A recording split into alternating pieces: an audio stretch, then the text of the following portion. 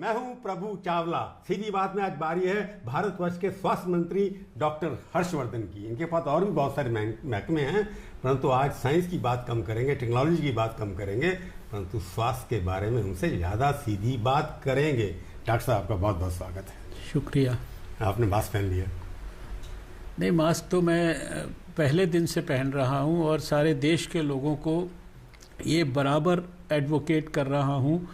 मैं ही नहीं कर रहा, हमारे प्रधानमंत्री जी भी लगातार कह रहे हैं कि जो कोविड एप्रोप्रिएट बिहेवियर है ये सबसे बड़ा प्रोटेक्शन है। मैं तो इसको सोशल वैक्सीन की तरह प्रमोट करता रहा हूं और मैं तो आपको भी ये कहना चाहता हूं कि आप भी कार्यक्रम अगर करते हैं तो भी, बातचीत करते हैं तो भी, कोई भी आप अपनी टॉक डिलीवर करते हैं तो भी, आप जहां भी जाते हैं हर समय आपका मास्क आपके नाक को और मुंह को कवर करके रहना चाहिए। यहाँ पर नहीं, ये मास्क हुआ है, आपने सलाह बहुत अच्छी दी। इस मास्क को मैं तो आपकी सलाह मान लूंगा, पर आपके नेता आपकी सलाह माने तो बहुत अच्छा होगा। देखिए, बात ये है कि आप मानना शुरू करिए ना। सबको मास्क पहनना चाहिए। मैं आपकी बात से बिल्कुल सहमत हूँ जी। जो आपने कहा कि प्रधानमंत्री ने भी कहा, सब लोगों ने कहा, पर अफसोस की बात ये है कि जितने लोग सलाह देते हैं आपके अलावा बाकी किसी मंत्री को मास्क पहनते हुए देखा नहीं मैंने भाषण करते हुए पिछले 15 दिनों के। नहीं, ऐसा नहीं है। देखिए, मैं आज ही ट्वीट देख रहा था, केंद्रीय मंत्री ट्वीट कर रहे हैं, फोटो खिंचवा रहे हैं सबके साथ हमारे मास्क के बिना।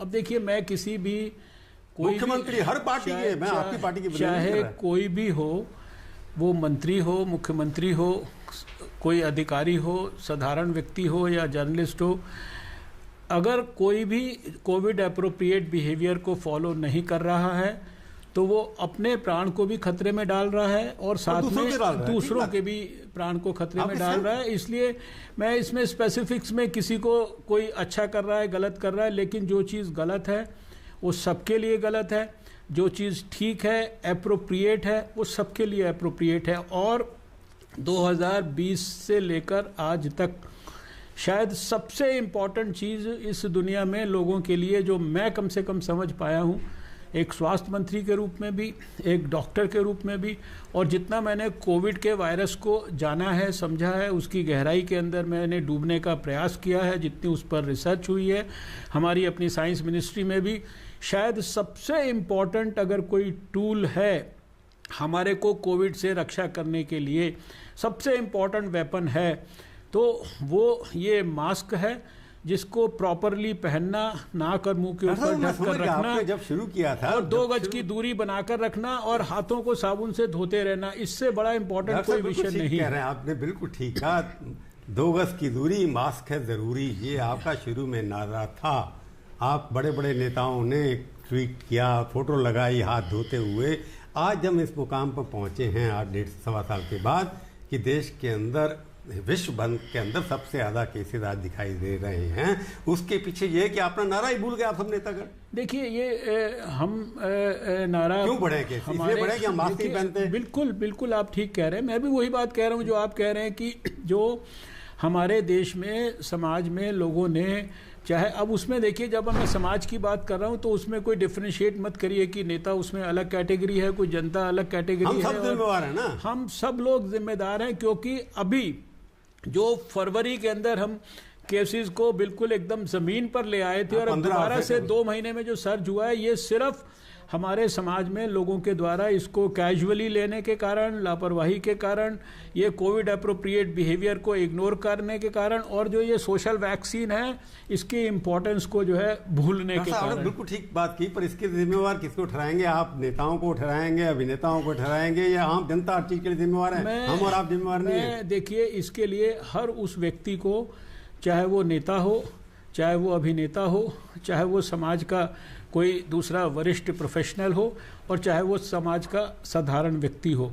उनको सबको मैं जिम्मेदार मानूंगा। लेकिन मैं ये समझता हूं कि जो लोग जिम्मेदारी के पद पर हैं उनकी निश्चित रूप से जिम्मेदारी ज़्यादा होती है, इसमें कोई दो मत नहीं है। They have to lead by example, and I think that is most important. तो आपको लगता नहीं है कि जो सोशल रिस्पॉन्सिबल लोग हैं, चाहे वो पॉलिटिकल नेता हों, चाहे बाकी लोग हैं, उन्होंने अपने कंडक्ट से जनता के साथ थोड़ी सी ज्यादती कर दी? अब देखिए, अब इसको मैं किसी का नाम नहीं ले, किसी पार्टी को नहीं ले रहा, इसमें अब स्पेसिफिक्स में हम ना जाएं, लेकिन तो मैंने जब कहा ना, मैंने तो आपको कहा कि सब लोग बराबर रिस्पॉन्सिबल हैं। अगर लापरवाही कोई भी कर रहा है तो उसको जो है किसी तरीके से भी जो है ना इग्नोर नहीं किया जा सकता, उसको माफ़ी नहीं की जा सकती। मतलब हर चीज़ के लिए जनता, मतलब जो आपने पहले स्ट्रिक्ट किया, हर रोज़ एक टीवी पे हर जगह हाथ धोने की चलती थी, मास्क पहने हुए चलती थी, मास्क नहीं तो टोकेंगे, ये एक नारा लगता था, 2 गज की दूरी, मास्क है ज़रूरी। अब मैं जितने भी, कल भी परसों भी आप सब लोगों की हेल्थ मिनिस्टर की, प्राइम मिनिस्टर की मीटिंग हुई, मास्क के बारे में बात ही नहीं की।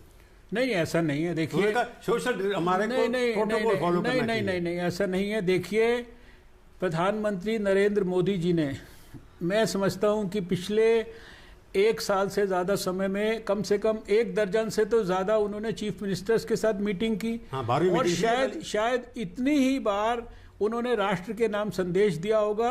कई बार तो मुझे याद है, एक बार इधर दीपावली से पहले तो उनका 10 मिनट का राष्ट्र के नाम संदेश केवल इसी बात के लिए फोकस था, और लगातार वो इस बात को जो है बराबर एम्फेसाइज कर रहे हैं, बराबर कह रहे हैं, बराबर लोगों को आग्रह कर रहे हैं, निवेदन कर रहे हैं, हाथ जोड़कर प्रार्थना कर रहे हैं, बराबर इसकी इंपॉर्टेंस को समझा रहे हैं। साधारण से साधारण भाषा में भी 2 गज की दूरी उन्होंने ये नाम दिया। 2 गज की दूरी, मास्क है ज़रूरी। देखिए, तो ये आप मत कहिए।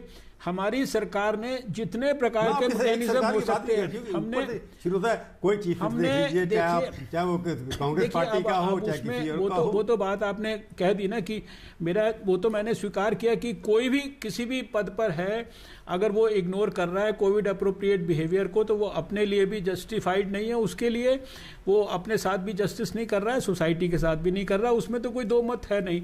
लेकिन आप सरकार की जहाँ तक बात कर रहे हैं, हमारे लोगों की बात कर रहे हैं, 117 करोड़ लोगों को 1.25 साल से हम हर कॉलर ट्यून के अंदर जो है, टेलीफोन के अंदर बार बार रिमाइंड करा रहे हैं।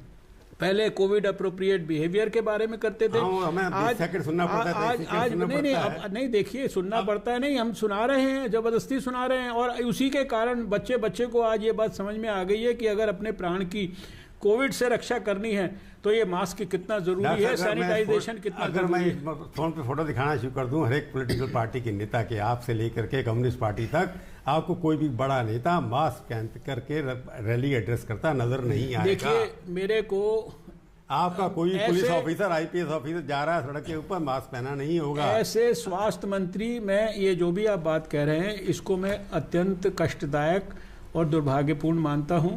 और मैं आपके कार्यक्रम में फिर से सारे देशवासियों से ये अपील करना चाहता हूं, किसी भी स्तर के हों, कि कृपया अगर हमें कोविड के खिलाफ लड़ाई में विजय प्राप्त करनी है, इस संघर्ष को, इसकी सफलता की चरम सीमा तक लेकर जाना है, जिसकी हमने अब तक काबिलियत भी विकसित कर ली है, इसका एक्सपीरियंस भी कर लिया है, इसकी सारी लर्निंग्स भी हमारे पास हैं, सारी टेक्निक भी हमने सीख ली हैं, तो हम प्लीज़ फॉर गॉड से कोविड अप्रोप्रिएट बिहेवियर को अपने जीवन में किसी भी समय इसको कॉम्प्रोमाइज ना होने दें। आपने जो खोल दिए सारे, हर स्टेट गवर्नमेंट ने प्रेशर, आप भी देखता हूं कि आप कोई स्टेट गवर्नमेंट के लिए अपने क्यों बंद कर रहे हैं, आपने हर पर फंक्शन खोल दिए, होली के बाद इतने लोग आपने एयरप्लेन चला दिए, सब चीज कर दिया आपने, और अप्रोप्रिएट कोविड बिहेवियर किया नहीं। प्रभु जी, आप एक बात समझिए कि जब लॉकडाउन था तो आप ही या आपके साथी इस बात के लिए निंदा करते थे कि लॉकडाउन क्यों किया। अब इकोनॉमी को और जो इसके लॉकडाउन या कोविड के लिए जितने नियम हैं, इनके बीच में बैलेंस बनाने के लिए बिहेवियर की बात कर रहा हूं, लॉकडाउन की बात नहीं कर रहा। देखिए, कोविड अप्रोप्रिएट बिहेवियर कोई ऐसी चीज नहीं है कि बटन दबाया और सारा कुछ जो है कोविड अप्रोप्रिएट बिहेवियर में सबके मुंह पे मास्क आके लग गया। वो तो लगातार परसुएशन से हम जितने भी हमारे पास तरीके हैं कम्युनिकेशन के, जितने भी लीडिंग बाय एग्जाम्पल है, व्हाटएवर हमारे पास संभव है, मैंने 1.25 साल के अंदर एक बार भी मास्क नहीं उतारा है।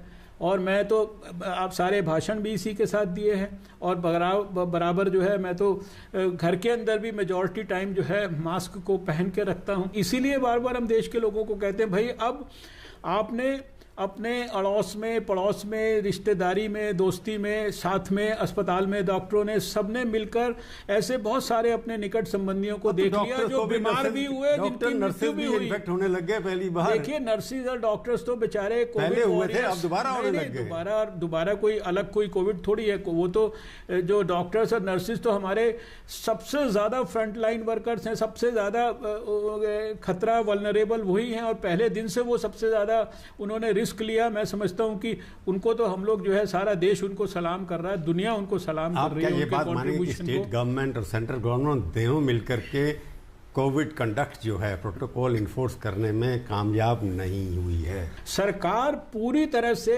इस विषय के ऊपर पूरी, जिसे कहते हैं ना, 24 घंटे की अलर्टनेस बना के उसने रखी है। मुझे पता है ना कि 1.25 साल के अंदर हमारा ऑफिस जो है, चाहे संडे हो चाहे सैटरडे हो, 24 घंटे हमारा ऑफिस काम करता रहा है। आपने नहीं कुछ किया इसके बारे में तो मैं सवाल पूछ ही रहा आपसे।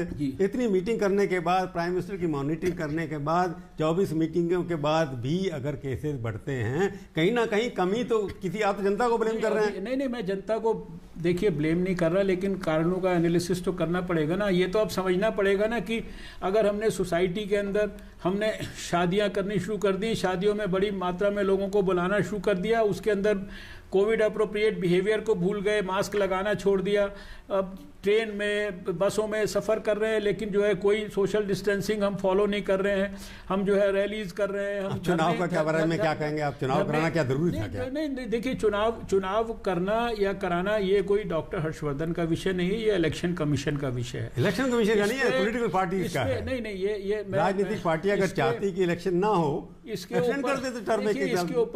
ऊपर तो मैं टिप्पणी करने के लिए ना तो सक्षम हूं, ना ही मुझे करनी चाहिए। ये तो इलेक्शन कमीशन को सोचना चाहिए कि वो क्या कर सकता है, क्या नहीं कर सकता। इस पे मैं नहीं कमेंट कोई कर सकता। हाँ, ये मैं ज़रूर ऐसे स्वास्थ्य मंत्री बराबर कहता रहा हूं कि भाई आपको जो भी अपनी एक्टिविटीज़ करनी है उसमें कुछ भी करिए, लेकिन कोविड एप्रोप्रिएट बिहेवियर जो है इसको किसी कीमत पर मत कॉम्प्रोमाइज। इलेक्शन के बाद इसलिए उठा रहा था, आपने बात ठीक है, इलेक्शन कमीशन करेगा, शेड्यूल है इलेक्शन का, टर्म खत्म हो रही है, इलेक्शन तो कराना ही कराना है। परंतु एग्जाम्पल है कि जब देश की जान खतरे में हो तो चुनाव को पोस्टपोन किया जा सकता है। इतना बड़ा डिसीजन लेना कोई मुश्किल नहीं है, पार्लियामेंट में अमेंडमेंट हो सकता था। मैं एग्जाम्पल कि जैसे इलेक्शन से बंगाल में केवल 3300 केस एक्टिव थे, आज की डेट में 15,000 हैं चुनाव के बाद। देखिए, ये तमिलनाडु में 4,000 थे, आज 25,000 हैं। मैं ये समझता हूँ कि ये जो आपका सुझाव है अच्छा सुझाव हो सकता है। आपने जब एकदम पोलियो देश से खत्म कर दिया, आपने 2 बूंद लगा करके जी, आपसे तो पोलियो मैन जाने जाते हैं, वंडर जाने जाते हैं जी। तो इसके लिए भी कोई इस तरह का बिहेवियर, इस तरह का प्रोटोकॉल होना चाहिए था ना कि जैसे वहां सक्सेसफुल हुआ तो यहाँ भी मास वैक्सीनेशन करके आपसे कर सकते थे, नहीं किया कर पाए। तो देखिए एक बात समझिए प्रभु जी, जहाँ तक वैक्सीनेशन का आपने अभी शब्द का इस्तेमाल किया, मैं साइंस एंड टेक्नोलॉजी मिनिस्टर भी हूँ। साइंस में शायद इतनी फास्टेस्ट स्पीड से कोई वैक्सीन शायद इतनी डेवलप नहीं हुई होगी कि 1 साल से कम समय के अंदर वैक्सीन डेवलप हो गई हो। 1 साल से कम के पीरियड में 2 वैक्सीन हमने डेवलप करके देश को दे दी। 6 वैक्सीन फार्मूला बाहर से है बनाया। नहीं, उसमें हमारे यहाँ पे सब हो रहा है, जो जॉइंट रिसर्च है, सब कुछ है। 6 वैक्सीन इस समय जो है क्लिनिकल ट्रायल्स के एडवांस्ड फेजेस के अंदर चल रही हैं। 14 वैक्सीन इस समय एक प्रकार से प्री क्लिनिकल ट्रायल्स में है, और 2 वैक्सीन भी जो हमने उपलब्ध कराई उसकी 9.5 करोड़ के करीब डोजेज जो है भारत के लोगों को हम लगवा चुके हैं ऑलरेडी जो है। और आज भी वैक्सीन की जो काबिलियत है, कैपेसिटी है, कैपेबिलिटी है वैक्सीन मैन्युफैक्चरर्स की, उसको रिसर्च को सपोर्ट करने के लिए, उनकी डेवलपमेंटल कैपेसिटी को सपोर्ट करने के लिए हमारे बायोटेक्नोलॉजी में हमारे प्रधानमंत्री जी ने कोविड सुरक्षा के लिए इतना बड़ा 900 करोड़ रुपए का फंड जो है इसके लिए विकसित किया। 35,000 करोड़ रुपए का प्रभु जी हमारे फाइनेंस मिनिस्टर ने आज सारे देश को अगर वैक्सीन उपलब्ध कराई जा रही है तो वो प्रधानमंत्री जी के विजन के कारण भारत सरकार के द्वारा सारे देश को उपलब्ध कराई जा रही है। मैं उस पर आता हूं, मैं डिटेल में जाऊंगा उसके भी। अगले सवाल ये है कि उससे पहले जब तक जितनी मर्जी वैक्सीन लगा दीजिए आप, वैक्सीन लगाने के बाद भी लोगों को हो रही है कोविड। मेरे कहने का मतलब ये है कि आपको लगता नहीं कि कई चीजें आपको हार्ड डिसीजन मोदी जी लेने में एक्सपर्ट हैं, लेते हैं। इसमें नहीं कि मैं एकदम कोई फंक्शन नहीं होने दूंगा, पॉलिटिकल रैली नहीं होने दूंगा, रेस्टोरेंट बंद कर दिए जाएंगे, एयरलाइंस को थोड़े दिन कंट्रोल करना पड़ेगा, ये सब कोई सोशल बिहेवियर तभी कंट्रोल हुआ। ये इतना हार्ड डिसीजन लेने में क्या परेशानी है? देखिए ऐसा है कि दुनिया में हार्ड डिसीजन जब जरूरत थी तो उसको लेने वाले शायद सबसे पहले लीडर प्रधानमंत्री मोदी जी थे, जब मार्च में 25 या 24 तारीख को उन्होंने लॉकडाउन किया। उस समय की आवश्यकता थी लॉकडाउन।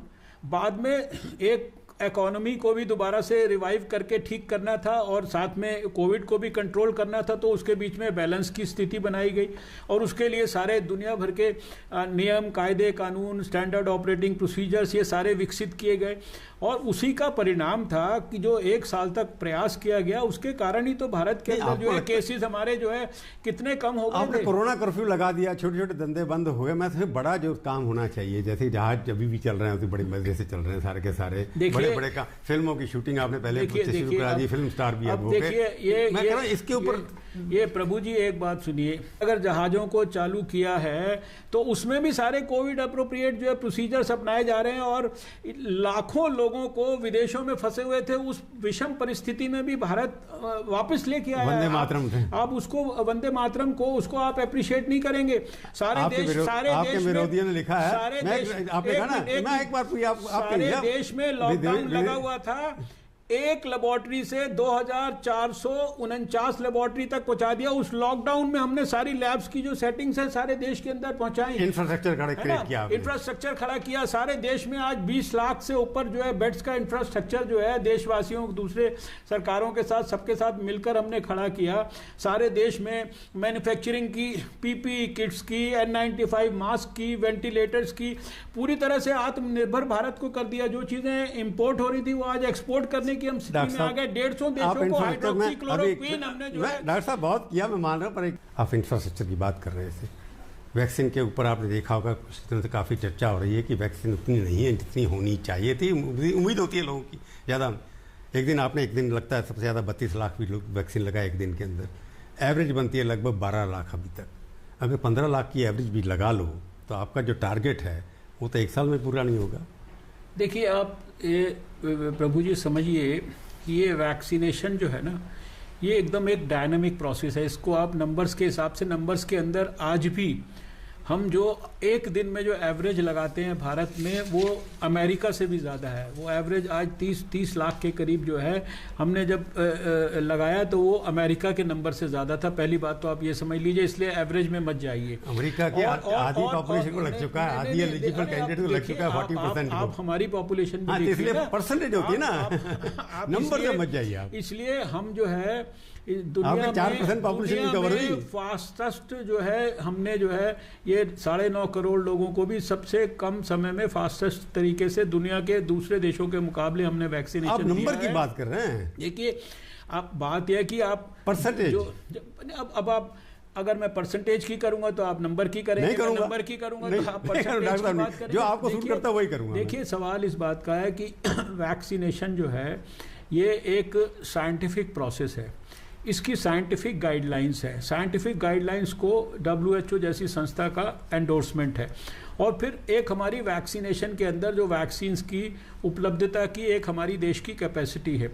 WHO की भी गाइडलाइन है कि जो सबसे ज़्यादा वल्नरेबल लोग हैं उनको सबसे पहले वैक्सीन लगनी है। हमने 16 तारीख को जब प्रधानमंत्री जी ने शुरू किया, हमने हेल्थ केयर वर्कर से शुरू किया, फ्रंट लाइन वर्कर से शुरू किया, फिर हमने 60 साल से ऊपर के लोगों को 45 से और पर वो भी तो 100% नहीं कवर हुए। 88%, देखिए सुन लीजिए, 88% जो मॉर्बिडिटी और मोर्टेलिटी है उसको हमने कवर कर दिया, यानी कि जो हमारे प्रायोरिटी ग्रुप्स थे। जो पॉलिटिक्स जो आ रही है, मुझे महाराष्ट्र के अंदर 12 करोड़ की पॉपुलेशन हो तो वहाँ भी आप 1 करोड़ वैक्सीन दें। गुजरात जो 6 करोड़, क्योंकि गुजरात का नाम बार बार इसलिए थे कि प्रधानमंत्री हमारे वहाँ से आते हैं, ऑपोजिशन को मजा आता है बात करने में। सुन लीजिए आप, हमारे ऊपर जब ये महाराष्ट्र के अंदर जो है विशेष रूप से ये पॉलिटिक्स हो रही थी, छत्तीसगढ़ में पॉलिटिक्स हो रही थी, कोवैक्सीन को हमने छत्तीसगढ़ को जनवरी में जो है जब हमने भेज दिया तो 2 महीने तक उन्होंने लगाई नहीं। 2 बार मैंने वहाँ के स्वास्थ्य मंत्री को पत्र लिखा, उसके बाद मैंने उनके चीफ मिनिस्टर को पत्र लिखा, लेकिन 3 महीने तक वहाँ पर सिर्फ राजनीति करते रहे, कोवैक्सीन को नहीं लगाएंगे, और फिर मार्च के एंड में उसको लगाना शुरू किया।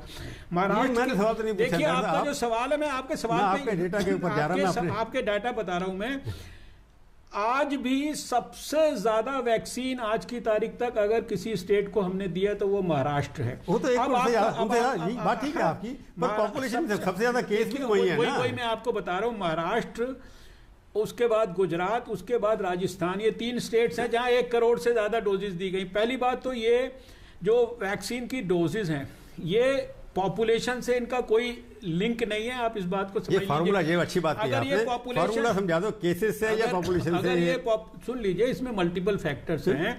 अगर ये पॉपुलेशन से होता तो फिर तो उत्तर प्रदेश को सबसे ज्यादा दी होती हमने फिर उत्तर प्रदेश को तो आप देखो जरा चार्ट में, आपको देख के पता लग जाएगा। बाकी स्टेट्स के अंदर, जैसे यूपी की आपने बात की कि यूपी को भी आपने कम दी, राजस्थान को ज्यादा दी, राजस्थान वाले भी कह रहे हैं उनके सेंटर कम हो गए, मध्य प्रदेश, आपके यूपी के अंदर सेंट्री काउंटर कई बंद हो गए, कई स्टेट्स के अंदर, उड़ीसा जो आपका देखिए फ्रेंडली है, उड़ीसा वालों ने कई सेंटर बंद कर प्रभु जी दिए। एक चीज और समझ लीजिए कि ये जो कह रहे हैं ना, इस सेंटर पे वैक्सीन नहीं है, उस सेंटर पे, हम सारे देश में स्टेट गवर्नमेंट्स के लेवल पे वैक्सीन को देते हैं। उसके आगे वैक्सीन को सब सेंटर्स पर उनकी जितनी भी रिक्वायरमेंट्स हैं उसके, या वो जितना भी उपयोग कर पा रहे हैं उसके हिसाब से वहां समयबद्ध तरीके से पहुंचाना, ये स्टेट गवर्नमेंट की जिम्मेदारी है। अगर किसी स्टेट गवर्नमेंट के अंदर उतनी मेटिकुलस प्लानिंग उसने नहीं की है और वो अपने सेंटर्स की रिक्वायरमेंट को पूरा नहीं कर पा रहा है ठीक से, या वहां पर वैक्सीन की वेस्टेज हो रही है, लाखों वैक्सीन वेस्ट हो रही है, जब कि एक एक वैक्सीन की डोज की कितना महत्व है, तो ये जिम्मेदारी उस सरकार की है, फेलियर भी उसी सरकार का है। आपका कहना है कि डिस्ट्रीब्यूशन ऑफ वैक्सीन सारे देश में रैशनल तरीके से किया, उसके अंदर कोई राजनीति नहीं है, मतलब सीधी सी बात है। 101% विद अटमोस्ट सिंसियरिटी मैं ये बात कहना चाहता हूं कि हमने खाली वैक्सीन की बात नहीं कर रहा मैं, चाहे वो वेंटिलेटर्स हो, चाहे वो N95 मास्क हो, चाहे वो कोई भी चीजें हो, कि हम अपनी जिम्मेदारी को जो है अपनाने में किसी प्रकार की कोई कमी नहीं रख रहे हैं। तो एक और जो आता है, आपने जो है वैक्सीन की सप्लाई के लिए जो बाकी मैन्युफैक्चरर आ रहे थे, जैसे कह रहे हैं कि अमेरिका वाले यहाँ पर आए थे, आपने उनसे सवाल पूछे, उसके बाद वो आए नहीं, या आए कि पता नहीं है, इतने सारे नाम आपने बताए, ये जो इतने सारे जो फाइजर है या बाकी हैं, उनको लाने में क्या परेशानियाँ? देखिए, पहली बात तो आप समझिए कि आपने फाइजर की बात किया। फाइजर ने एक बार यहाँ पर शुरू में अप्लाई किया, लेकिन जब उनको ये बताया गया कि आपको यहाँ पर, देखिए हिंदुस्तान में कोई भी बाहर की चीज़ आती है तो अपने लोगों के ऊपर इस्तेमाल होने के लिए एक ब्रिजिंग का, जिसे कहते हैं ना कि ट्रायल जो है वो करना जरूरी होता है। जैसे ही उनको ये पता लगा कि वो ट्रायल बहुत थोड़े से सैंपल में होता है, जब उन्हें ये पता लगा कि यहाँ पर ये करना ज़रूरी है तो उन्होंने अपनी एप्लीकेशन को विड्रॉ कर लिया शुरुआती दौर में ही। आज तक फाइजर ने कोई हमें एप्लीकेशन नहीं दिया है, मॉडर्ना ने कोई हमें एप्लीकेशन नहीं दी है किसी तरह की, और बाहर के जो स्पुतनिक है उसकी हमारे पास एप्लीकेशन है। उसको मैं समझता हूँ हफ्ते 10 दिन के अंदर उसको जो है इमरजेंसी यूज ऑथराइजेशन मिलने वाला है। जैसे आपने भारत बायोटेक के 24 घंटे में क्लियरेंस हो गई थी, उनकी भी तो हो सकती थी ना। भारत बायोटेक का जब उन्होंने अपने ट्रायल्स को एक एडवांस स्टेज तक पहुंचाया, उसके बाद हमने दिया। आज स्पुतनिक के अगर उस स्टेज में पहुंचे हैं तो आज उनको भी मिल जाएगी। हमने कभी ये जो आरोप है कि सरकार एक्सपोर्ट इंपोर्ट नहीं होनी थी, ये गलत है ना, किसी ने अप्लाई नहीं किया तो कैसे अप्रूव? तो मैंने तो आपको रिकॉर्ड पे बोल रहा हूँ भाई, आपको फाइजर के बारे में बता रहा हूँ, आपको मॉडर्ना ने तो आज तक अप्लाई नहीं किया, जो है फाइजर ने भी जो है शुरुआत में अपनी एप्लीकेशन विड्रॉ कर दी। बार सवाल उठता है कि सबके लिए खोलते क्यों नहीं? 45 साल रख लिया आपने, अब देख रहे हैं कि लोग ज्यादातर जो नए लोग आ रहे हैं वो नए यंग लोगों के ऊपर हो रहा है, तो एज लिमिट के, क्योंकि सप्लाई इसका रीजन है या साइंटिफिक कोई रीजन? देखिए, दोनों रीजन है। एक तो साइंटिफिक है, जो मैंने बताया कि जो एक गाइडलाइन है WHO की, किस तरह से हमने वल्नरेबल्स को, और दूसरा ऑब्वियसली जो है सप्लाई है। मान लीजिए आज अगर दोनों कंपनियां मिलकर 7-7.5 करोड़ वैक्सीन बनाती हैं और आगे ठीक है हम उनकी जो पैसे मांग रहे हैं 3000 करोड़ मांगे, उनको देने में क्या परेशानी? हम उनको जो भी मदद कर सकते हैं वो सब कुछ कर रहे हैं हम। पर आपके हिसाब से क्या लगता है कि कितने लोगों को वैक्सीन कितने दिनों में लग जाएगी? पहले आपने टारगेट फिक्स किए थे, वो शायद पूरे होते लगते नहीं है। देखिए ये सवाल इस बात का है, इसको कभी भी किसी टाइम आपने नंबर दिए थे पहले 300 मिलियन 200 मिलियन, इसको किसी भी टाइम के साथ आप इसलिए लिंक नहीं कर सकते। टाइम लिमिट बताना, नंबर बताना अभी मुश्किल है। ये तो एक डायनामिक प्रोसेस है प्रभु जी, इसके अंदर कोई भी आदमी जो है टाइम, अब कितने लोग कितना, आप किसी दिन 43 लाख लोग लगाते हैं, किसी दिन 36 लाख लोग लगाते हैं। इज द वर्स्ट ओवर या अभी आनी है? क्या चीज वर्स्ट ओवर है, पीक अभी आएगी? देखिए, मैं ये समझता हूं कि अगर लोगों ने कोविड एप्रोप्रिएट बिहेवियर के बारे में गंभीरता को दोबारा से सुनिश्चित किया तो जितनी तेजी से केसेस बढ़े हैं उतनी ही तेजी से ये कम हो जाएंगे। ये मैं ऐसे डॉक्टर समझता हूं कि ये संभव। आप हमारे स्टूडियो में आए, बहुत बहुत धन्यवाद। Thank you. तो ये थी आज की सीधी बात। सीधी बात का ये कार्यक्रम आपको कैसा लगा? आप अपनी राय हमें ईमेल के जरिए भी भेज सकते हैं। अगले हफ्ते आएगी बारी किसी और हस्ती की और उससे हम करेंगे सीधी बात। इंतजार कीजिए तब तक और देखते रहिए आज तक।